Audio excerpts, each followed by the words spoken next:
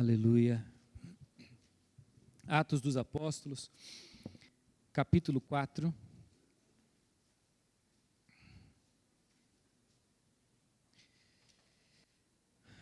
Que presença maravilhosa de Deus nesse lugar. Que culto abençoado.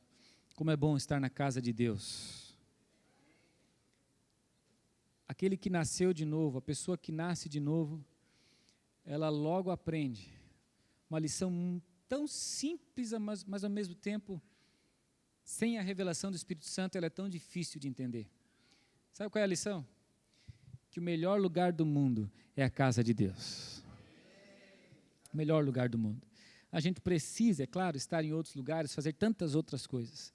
Mas quando a igreja se reúne para adorar a Deus, e você sabe que a presença de Deus, ela é real na sua vida, desde que você abriu o seu coração para Ele, Ele habita em você, em todos os lugares onde você está, Deus está. Ele habita em você. Mas existe algo especial quando a igreja se reúne. Jesus disse, onde 2 ou 3 estiverem reunidos em meu nome, ali eu estou presente. Você veio ao melhor lugar do mundo nessa noite, aleluia. Atos capítulo 4, a partir do versículo 23.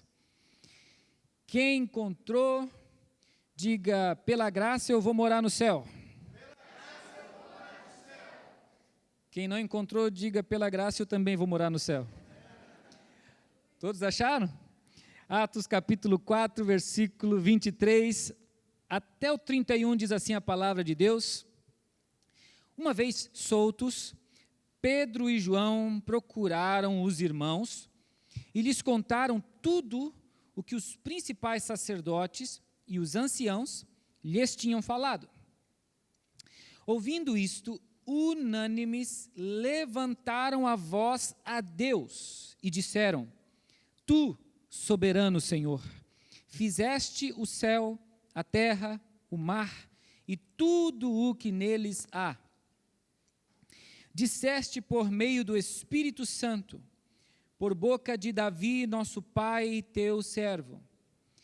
Porque se enfurecem os gentios e os povos imaginam coisas vãs?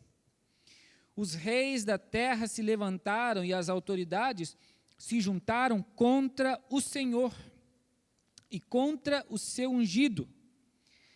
Porque, de fato, nesta cidade, Herodes e Pôncio Pilatos, com gentios e gente de Israel, se juntaram contra o teu santo servo Jesus, a quem ungiste, para fazerem tudo o que a tua mão e o teu propósito predeterminaram. Agora, Senhor, olha para as ameaças deles e concede aos teus servos que anunciem a tua palavra com toda a ousadia, enquanto estendes a tua mão para fazer curas, sinais e prodígios por meio do nome do teu santo servo Jesus. Tendo eles orado, tremeu o lugar onde estavam reunidos. Todos ficaram cheios do Espírito Santo e com ousadia anunciavam a palavra de Deus. Quantos podem glorificar a Deus? Tome o seu assento adorando ao Senhor. Eu quero só pedir oração à igreja, como eu sempre fiz. Todos os anos Deus coloca no nosso coração 1, 2, 3 projetos, às vezes, sempre projetos desafiadores. Eu sempre peço para a igreja ajudar em oração e todos os anos Deus tem dado vitória.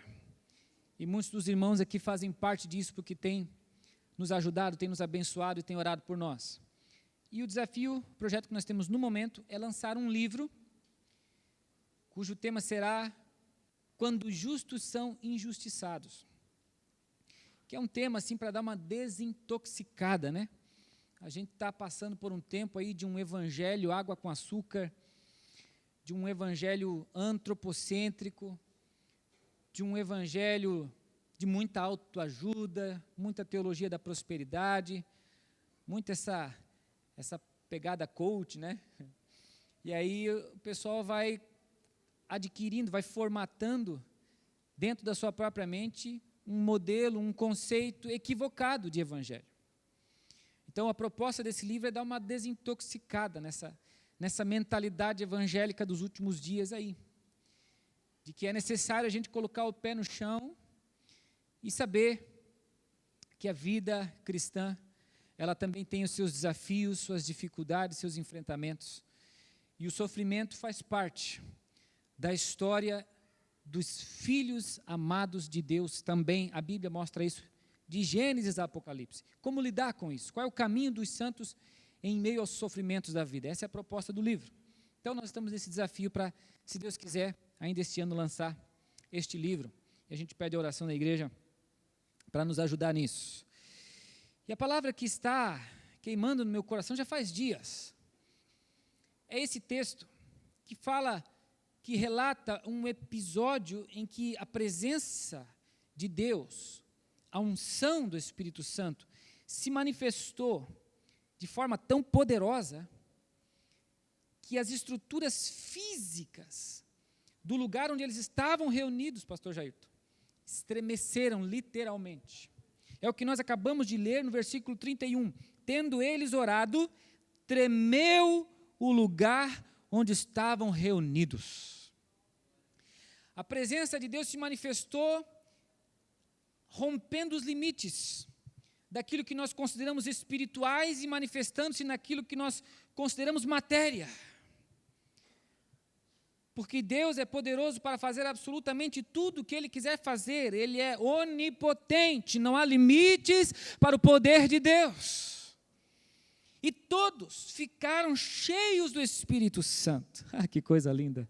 Todos ficaram cheios do Espírito Santo. Quantos, assim como eu, gostariam de viver uma experiência como essa? Eu quero meditar rapidamente aqui nesse texto sobre como desfrutar da presença de Deus. Sabendo que a presença de Deus, ela é onipresente, ou seja, Deus está em todos os lugares, mas nem todos estão na presença de Deus. A Bíblia diz que nem os céus dos céus podem conter Deus. Isaías ouviu os serafins clamando e dizendo que toda a terra está cheia da sua glória. Davi disse: para onde eu fugirei do teu espírito? Se eu for ao lugar mais alto, o Senhor está lá. Se eu descer ao lugar mais profundo, o Senhor está lá, porque Ele está em todos os lugares ao mesmo tempo. Mas há pessoas que vivem uma vida inteira na terra, sem nunca ter uma experiência real com a presença de Deus. Porque para muitos, a presença de Deus é ainda e apenas uma presença escondida. Mas para alguns, para aqueles que já entregaram suas vidas ao Senhor Jesus, eles já conheceram a presença manifesta de Deus. Uma coisa é eu saber que Ele está aqui. Por exemplo, eu posso saber que Ele está aqui por causa de uma convicção bíblica, teológica, a respeito do que a Bíblia diz. A Bíblia afirma que onde 2 ou 3 estiverem reunidos em nome dEle, Ele está presente. Aqui tem mais do que 2, aqui tem mais do que 3. Estamos reunidos em nome dEle. Então nós temos uma convicção teológica de que o Senhor Jesus está aqui. E isso também é importante. É importante nós termos a nossa mente cativada pela palavra de Deus e termos uma convicção bíblica que nos mova. É importante eu crer pela fé e saber que Ele está aqui. Porém, uma coisa é eu crer e saber que Ele está aqui. Outra ainda é eu sentir que Ele está aqui. E eu não quero apenas saber que Ele está aqui, eu quero sentir o poder da manifestação, da presença de Deus em minha vida. Como desfrutar da presença manifesta de Deus? O primeiro segredo chama-se oração. pastor Hilário estava dizendo aqui, antes do início do culto, sobre a importância da oração. Deixa eu rapidamente lembrar o contexto aqui. Quem escreveu Atos dos Apóstolos foi Lucas, o médico amado. Ele fez um trabalho de pesquisa meticuloso. E ele então escreve o Evangelho de Lucas e escreve também o livro de Atos dos Apóstolos. No Evangelho de Lucas ele narra toda a trajetória terrena de Jesus, desde o seu nascimento até a sua morte, ressurreição e ascensão. E em Atos ele descreve o momento em que Jesus, ele volta um pouquinho no tempo, ele termina Lucas já falando sobre a ascensão, mas ele inicia Atos voltando um pouquinho no tempo. Depois que Jesus ressuscitou, ele reúne novamente os seus discípulos, que haviam sido dispersados por causa da crucificação. Ele os reúne outra vez e ensina-lhes acerca do reino de Deus. Por um período de 40 dias, Jesus já ressuscitado, aparece uma e outra vez para os discípulos.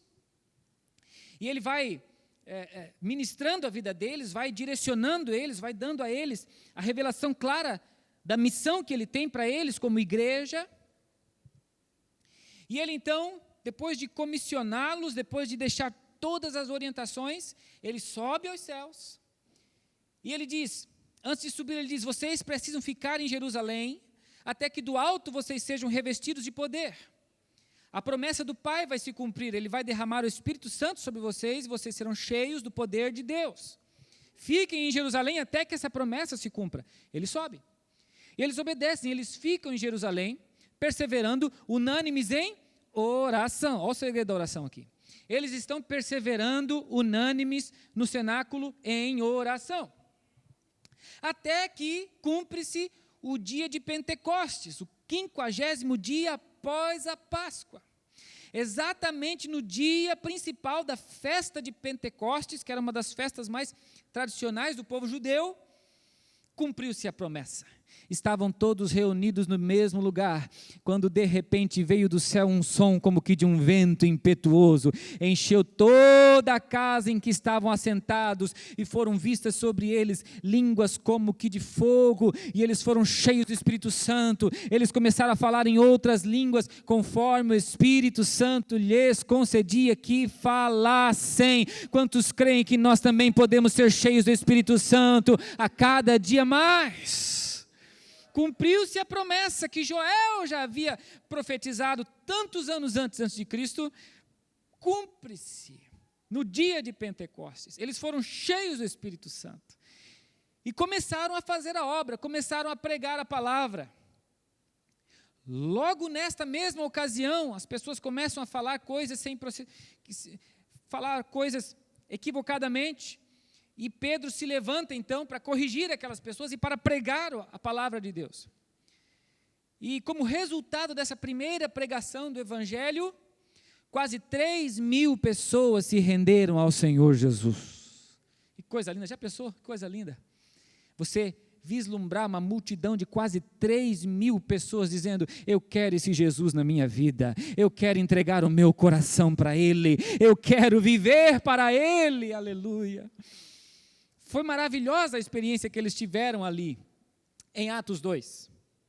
E aí, Atos 3, Pedro e João estão indo para o templo, na hora da oração. Olha o detalhe de novo da oração. Na hora da oração, eles acabaram de ser cheios do Espírito Santo, mas a atitude deles não é, uau, que legal, estamos cheios do Espírito Santo, agora podemos só desfrutar. Não. Eu já recebi, mas eu vou buscar mais, eu ainda tenho sede, eu ainda tenho fome, eu quero orar mais, eu preciso mais dele. E eles vão novamente para o templo na hora da oração. E eles passam pela porta chamada Formosa.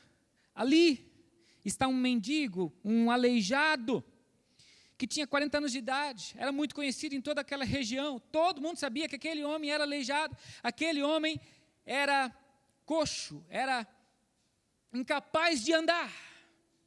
Era uma figura conhecida, estava sempre ali para pedir esmolas. E quando Pedro e João passam por ele, como sempre fazia, com todas as demais pessoas, pede ajuda. E aí vem uma resposta linda e maravilhosa que Pedro e João deram a ele. Eles disseram, nós não temos prata nem ouro, mas o que nós temos, nós te damos em nome do Senhor Jesus. Levanta e anda.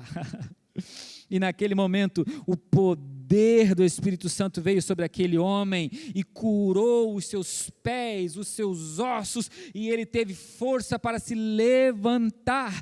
E a Bíblia diz que o milagre foi tão maravilhoso que aquele homem começou a saltar de alegria, e ele entra no templo louvando e adorando a Deus e dizendo: eu estou curado, glória seja dada a Deus. Aquele milagre foi tão fantástico que aquela notícia se espalhou por toda Jerusalém. E todos começaram a olhar para Pedro e João, admirados. E eles disseram: por que vocês estão olhando para nós, como se nós tivéssemos operado este milagre? Nós não temos poder algum, mas o Senhor Jesus tem todo o poder. Foi o nome do Senhor Jesus quem curou este homem. A Ele deve ser dada toda a glória. E então, a notícia se espalha de forma tal que o Sinédrio, que era a reunião da cúpula da liderança religiosa da época, judaica, os sacerdotes, os escribas, os fariseus, os saduceus, as autoridades do povo se reúnem. Por quê? Porque eles haviam crucificado Jesus. Eles haviam perseguido Jesus e arquitetaram seus planos até que conseguiram, por mão de Herodes e principalmente de Pilatos, condená-lo à crucificação. E aí eles pensaram: acabamos com um problema, é uma dor de cabeça a menos. Matamos esse tal de Jesus que estava nos incomodando, que estava denunciando a nossa hipocrisia, a nossa religiosidade vazia, teatral, e que estava atraindo as pessoas a Ele, e as pessoas estavam nos deixando para ir atrás dEle. Acabamos com o problema. De repente, eles estão ouvindo falar no nome desse mesmo Jesus. Alguém estava dizendo que Jesus estava curando, Jesus estava salvando, e eu estou aqui essa noite dizendo a mesma coisa. Jesus continua curando, Jesus continua salvando, Jesus continua batizando, e um dia Ele voltará para buscar a sua igreja. Eles disseram: não pode esse negócio, vamos acabar com isso de novo. Chama esse pessoal aqui. Chamaram Pedro e João. E o Sinédrio faz pressão neles. Parem com isso. Não falem mais nisso. Não toquem mais nesse nome. Vocês estão proibidos disso. E eles respondem: como é que nós podemos desobedecer ao nosso Senhor, sendo que não faz muito tempo que Ele falou pessoalmente a nós, nos dando uma ordem, dizendo: eu quero que vocês vão pelo mundo inteiro e preguem o Evangelho. Como é que vocês querem que a gente desobedeça a Ele, parando de pregar a palavra dEle? Não podemos fazer isso, nós vamos continuar pregando. E eles fizeram pressão, tentaram convencê-los a parar de pregar, mas tiveram que liberá-los nesse primeiro momento, porque a multidão estava do lado deles, de Pedro e João. Ia ficar feio para a imagem pública deles, se naquele momento eles prendessem e torturassem, e eles resolveram nessa primeira investida só pressionar e liberá-los. Quando eles são liberados, eles se reúnem com os irmãos novamente, e aí vem o texto que nós lemos. Quando eles reúnem os irmãos, eles contam todo esse relato, eles contam o que aconteceu. A igreja se alegrou tanto que todos se levantaram e unânimes começaram a orar, levantaram a voz e começaram a orar, a falar com Deus. É por isso que eu estou falando primeiramente de oração, versículo 24, ouvindo isto, unânimes, levantaram a voz a Deus e disseram: Tu, soberano Senhor, fizeste o céu, a terra, o mar e tudo que neles há. Eles começam a orar. Eles estavam orando quando se cumpriu a promessa. Eles foram para o templo na hora da oração, quando o milagre aconteceu da cura daquele homem. E agora de novo eles estão orando. Não existe atalho para o avivamento, não existe atalho para ter vida de intimidade com a presença de Deus, não existe outro caminho para quem quer desfrutar da manifestação da presença de Deus. O caminho continua sendo oração. Esse é um princípio eterno, não tem prazo de validade. Não adianta alguém vir aqui, pegar o microfone e tentar inventar uma moda nova. Eu quero inovar, eu quero fazer com que todos pensem assim, uau, da onde que ele trouxe isso? Só ele sabe disso. Não, não é assim que Deus trabalha. A oração nunca vai envelhecer, não tem prazo de validade, ela é sempre nova na vida de quem tem comunhão com o Espírito Santo, ela é sempre atual na vida de quem tem relacionamento com o Espírito Santo, ela nunca perde o seu poder, ela nunca perde a sua eficácia. A oração tem o poder de mover a mão de Deus. Como eu quero ter intimidade com a presença dEle se eu não oro? Você que é casado, você entende bem o que eu vou dizer agora.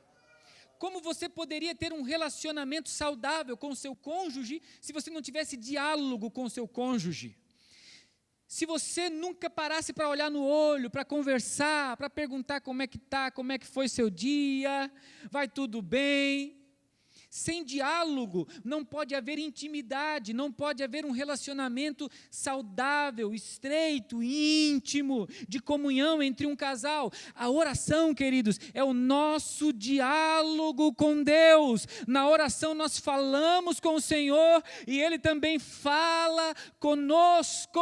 Então eu não posso ter intimidade com o poder da presença de Deus, eu não posso ter experiências com a presença manifesta de Deus, se eu não tiver uma vida de oração. Como está a sua vida de oração? É tempo de remir o tempo. É tempo de sermos estratégicos. É tempo de riscar da agenda aquilo que é banal, aquilo que é superficial, aquilo que está sugando a qualidade do teu tempo. Para observar, para analisar, para ver como muitas vezes você acaba gastando tempo com coisas que poderiam ser deixadas para trás, ou no mínimo para depois. Faz aí uma reciclagem, reprograma a tua agenda, reprograma a tua rotina, estabeleça um lugar e um horário para orar e não negocie isso com ninguém. Aleluia! Porque tem tempo sim, não me vem dizer que não tem tempo. O Senhor deu 24 horas para cada um de nós por dia. É você que administra. O que é prioridade para você? Ah, não tem tempo. Vai ver? É uma festa aqui, é uma viagem ali, é um passeio aqui, é um futebol aqui, é um não sei o que ali. Tudo ele faz, menos orar. Não é que não tem tempo, é que para você não é prioridade.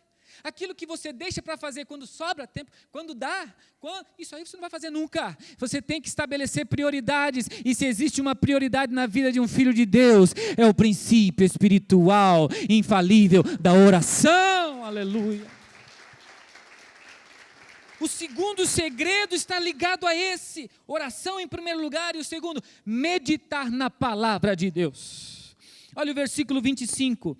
Disseste por meio do Espírito Santo, por boca de Davi, nosso pai teu servo, por que se enfureceram os gentios e os povos imaginaram coisas vãs? Veja bem, eles estão orando, de olhos fechados. A Bíblia na época não era como é para nós hoje, com capítulos, com versículos, não tinha número de capítulo. Não tinha número de versículo, não era esse livro assim de lombada, bonitinho, coladinho. Hoje nós temos os aplicativos, que é mais fácil ainda. Não tinha nada disso na época. Sabe como é que era a Bíblia? Eram pergaminhos. Difícil de achar, difícil de manusear, difícil de lidar. Não tinha número de capítulo, versículo, era texto corrido atrás de texto corrido. Mas aqui eles estão de olhos fechados, orando. Não dá tempo de dar uma abridinha rapidinho ali no pergaminho, naquele rolo, para conferir o versículo, não. Eles estão orando de olhos fechados e eles começam a citar o Salmo 2. Eles citam quem foi que falou, eles citam o que foi que falou. Sabe por quê? Porque eles conhecem a palavra. E eles conhecem a palavra porque eles dedicam tempo para a palavra. A palavra tem que estar no nosso coração e na ponta da língua. Aleluia. Faça esse exercício. Leia todos os dias a palavra de Deus. Dedique um tempo diário para a Bíblia Sagrada.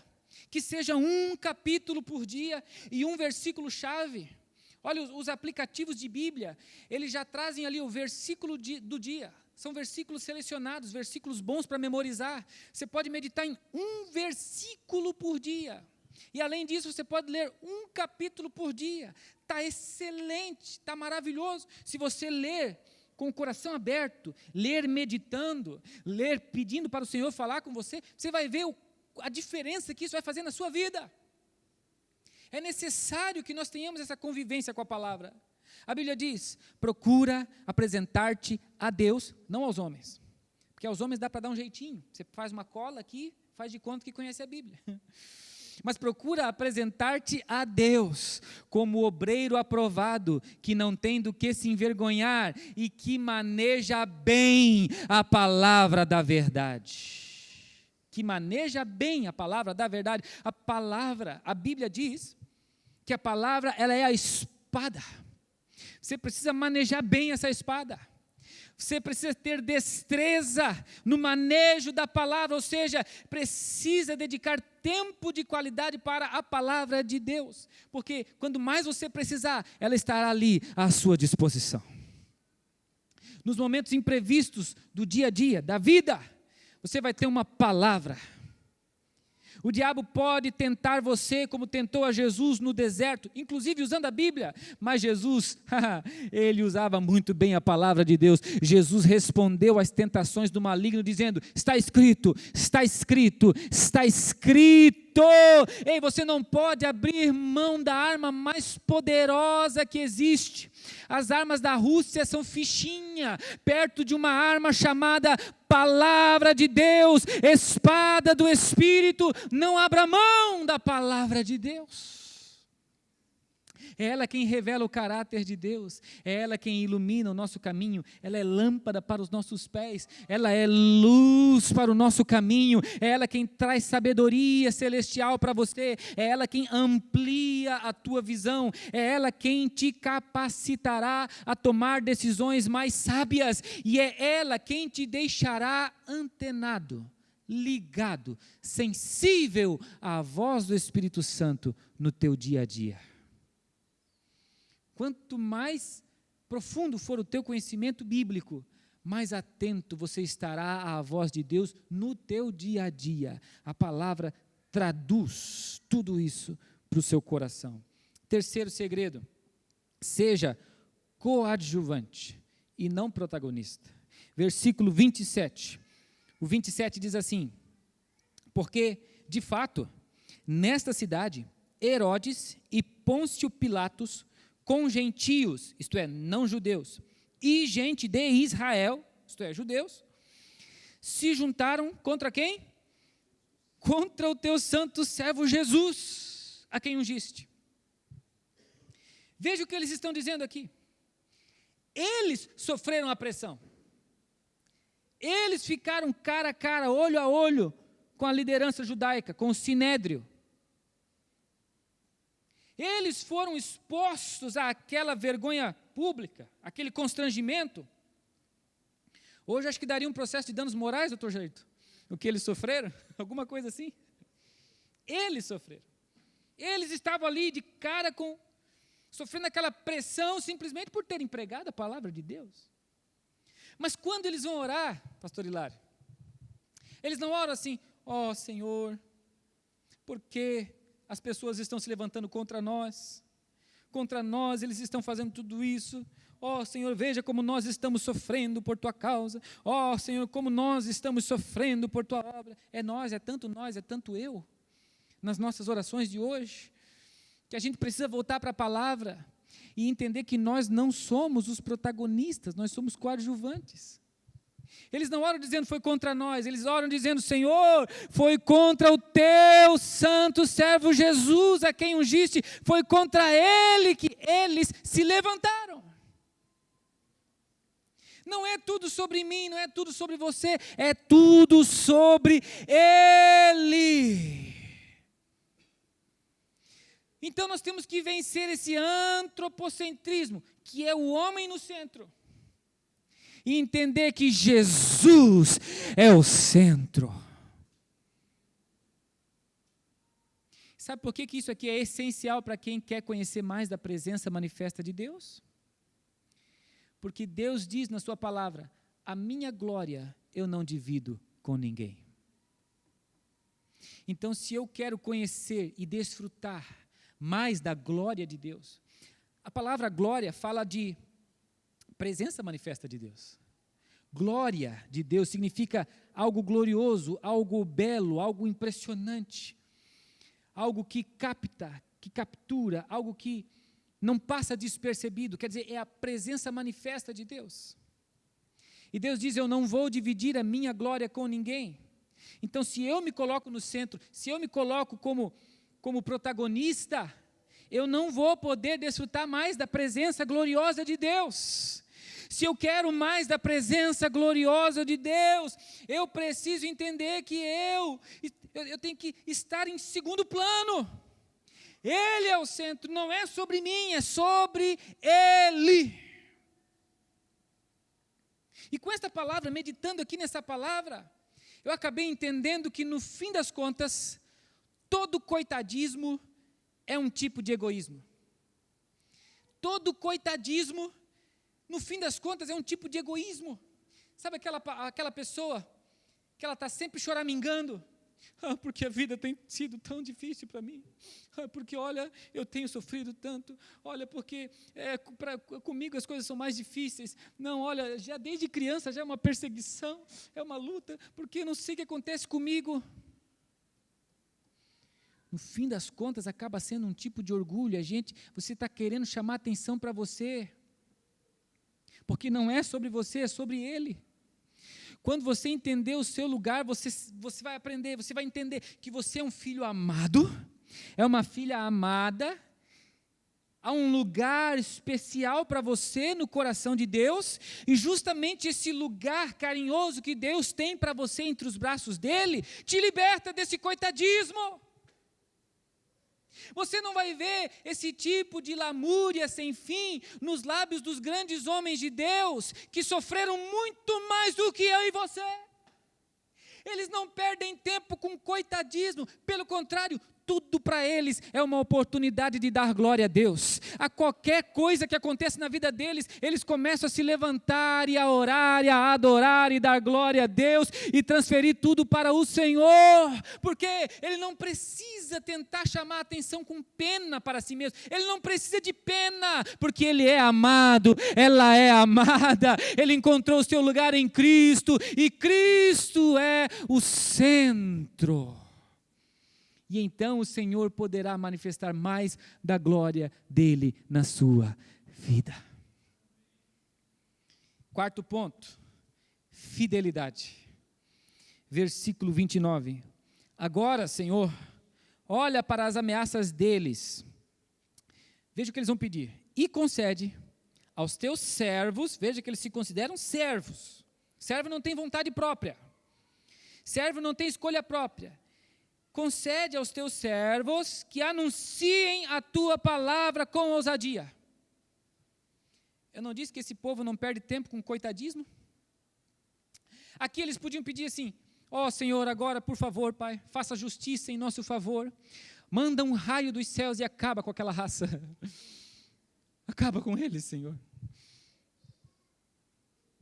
Eles não pedem para que Deus faça alguma coisa contra os inimigos deles. Eles não pedem para que Deus faça justiça, para que Deus pese a mão, não. Eles não pedem nem para que eles recebam livramento. Que eles poderiam pedir aqui, e creio eu que não seria pecado, eles podiam pedir assim: ó Senhor, não nos deixa de novo cair na mão deles, Senhor, dá-nos livramento, queremos fazer a tua obra, mas dá-nos livramento para que a gente não passe mais por aquela situação. Nem isso eles pedem. Eles só pedem uma coisa: ó Senhor, conceda aos teus servos ousadia para continuar pregando a tua palavra. Estou falando de fidelidade àquilo que Deus te chamou para fazer. Deus tem uma missão para você cumprir. Deus tem um propósito propósito para a sua vida. Seja fiel ao propósito de Deus para você e não negocie isso por nada.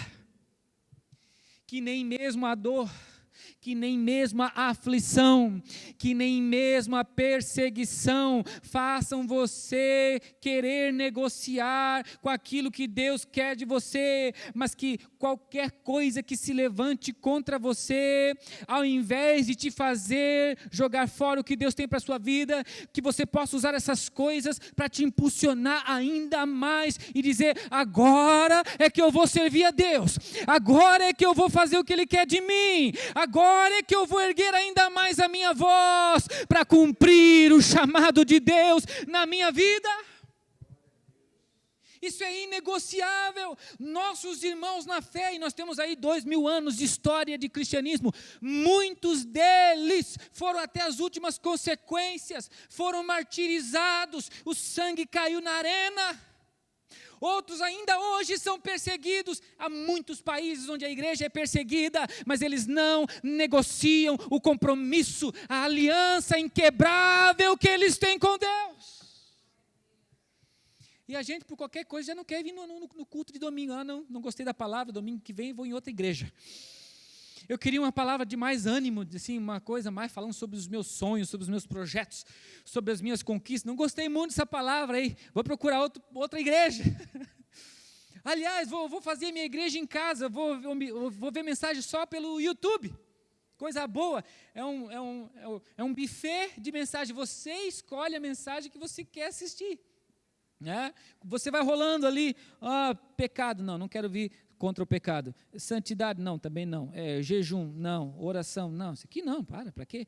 Vitória, opa, prosperidade, opa, é isso aqui que eu quero. Isso é uma espiritualidade doentia.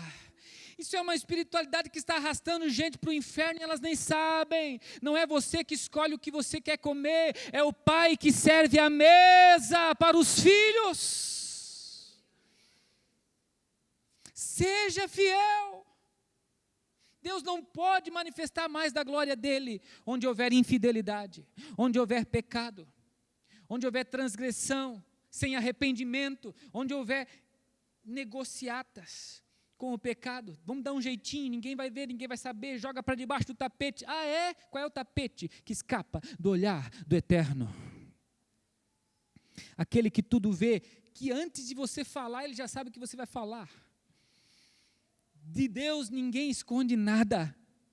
E um dia haverá um julgamento. Não brinque com coisa séria, mas levante em nome de Jesus uma bandeira de santidade na tua vida. Finca ela bem firme e diga: Senhor Jesus, por tua graça e misericórdia, eu quero ser fiel a ti, serei fiel a ti, seguirei teus passos e honrarei tua palavra em minha vida, porque eu te amo e porque tu és digno de receber o melhor de mim. E o último segredo para nós encerrarmos. Olha, o primeiro foi oração. O segundo, meditar na palavra de Deus. O terceiro, ser coadjuvante e não protagonista. O quarto, fidelidade. E o quinto, clame por mais de Deus. Que coisa maravilhosa. Versículo 30. Eles dizem: enquanto estendes a tua mão para fazer curas, sinais e prodígios por meio do nome do teu santo servo Jesus. Eles estão fazendo um pedido, eles acabaram de pedir: Senhor, concede-nos ousadia para que continuemos pregando a tua palavra, enquanto estendes a tua mão para fazer curas, sinais e prodígios. Eles estão pedindo para que Deus opere mais milagres de curas, mais sinais e mais prodígios pelo poder do nome dele. Eles estão clamando por mais de Deus. E veja que eles já receberam muito de Deus. Eles acabaram de passar pela experiência de ver Jesus ressuscitado na frente deles. Eles acabaram de passar pela experiência de Atos 2, de Espírito Santo descer, de serem vistas sobre eles línguas como que de fogo. de receberem outros idiomas. A multidão os ouvia, cada um falando na sua própria língua, sem fazer uma aula de idiomas. Eles acabaram de ter experiências com o sobrenatural de Deus. Eles acabaram de ver um paralítico sendo curado e levantando e saltando e adorando a Deus. Acabaram de ver 3.000 pessoas se rendendo ao Senhor. Mas quando chega aqui, no versículo 30, eles já estão clamando por mais de Deus. Essa sede é o segredo para que nós possamos experimentar mais de Deus. Como resultado dessa oração, queridos, o Espírito Santo se manifestou naquele lugar, as paredes estremeceram e todos foram cheios do Espírito Santo. Você lembra que a gente leu isso? No versículo 31, todos ficaram cheios do Espírito Santo. Quem é todos aqui? Todos. Que difícil isso, né, pastor Jairto? Olha, tem que fazer 10 anos de estudos avançados para entender que todos significa todos. E aqui, inclusive, estão quem? Pedro e João, que estão entre aqueles que foram cheios do Espírito Santo em Atos 2. Eles foram cheios do Espírito Santo em Atos 2. E aqui em Atos 4, eles foram cheios do Espírito Santo outra vez. Sabe de uma coisa? O Espírito Santo sempre terá mais para derramar sobre a sua vida. Você já foi cheio do Espírito Santo naquele dia que marcou a sua história. Glória a Deus. Hoje Ele quer te encher ainda mais. Você já recebeu de Deus ontem. Glória a Deus. Hoje Ele quer te dar mais. Aleluia. Porque Deus é uma fonte inesgotável de poder, de alegria, de unção, de virtude. Nós não podemos, queridos, cair num erro muito fácil de cair, especialmente para quem aí já tem mais de, 10 anos de fé, cair no saudosismo. O saudosismo é quando você começa a se lembrar das experiências que você já teve com Deus. E então, você começa a dizer assim, porque no meu tempo, porque quando eu aceitei a Jesus.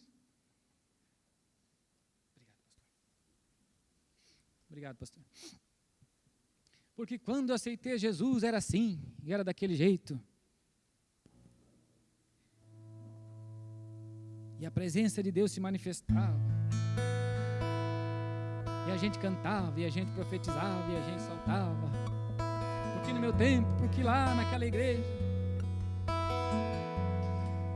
Nós temos que ser gratos por tudo que Deus já fez no passado. Isso sim. Ser agradecido por tudo que Deus já fez na sua vida. Agora, saudosista é outra coisa. O saudosista, ele acaba ficando preso no passado. Em Atos 2 eu já recebi, para que eu vou clamar por mais em Atos 4? Não fique preso no passado. Se você quer viver o novo de Deus, você tem que deixar o passado para trás. Olha aí, aleluia. Quantos querem deixar o passado para trás e viver o novo de Deus? Aleluia.